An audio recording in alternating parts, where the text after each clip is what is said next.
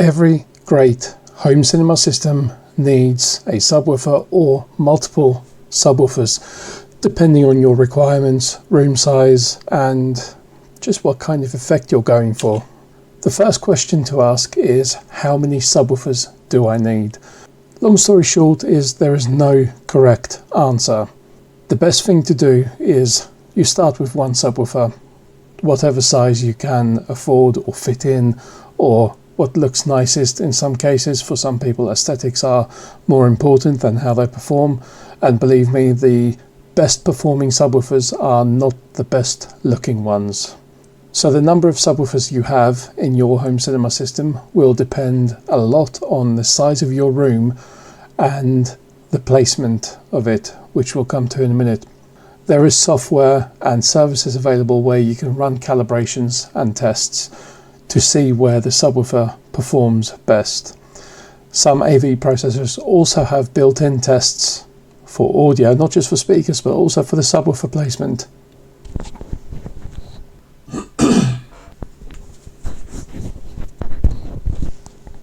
But it all comes down to starting with just one subwoofer. Then we look at the subwoofer sizes. So it's important to know, if you're not already familiar with how subwoofers work, the bigger the subwoofer is, the better it responds to low-end frequencies. Smaller subwoofers give you a better mid-bass range or mid-range bass response. And it is possible to produce or have a system that has a decent dynamic range by using a mix of subwoofer sizes. For instance, then you would have the larger subwoofers catering to the low-end rumbles and smaller subwoofers filling in the mid-range bass.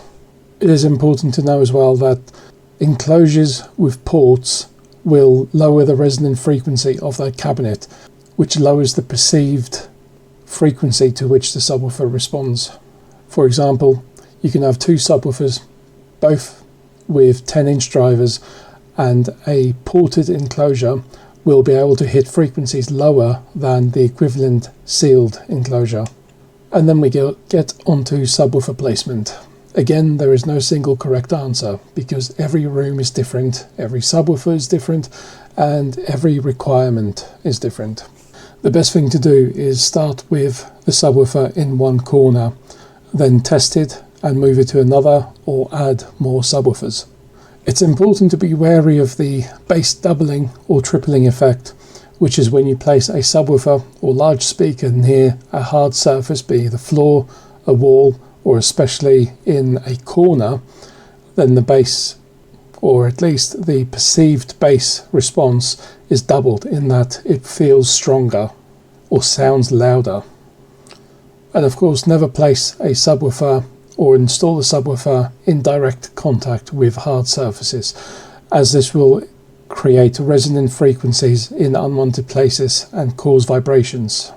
And again, it's important to calibrate, test, try new positions, different sizes, angles, etc., and then test again for the best results.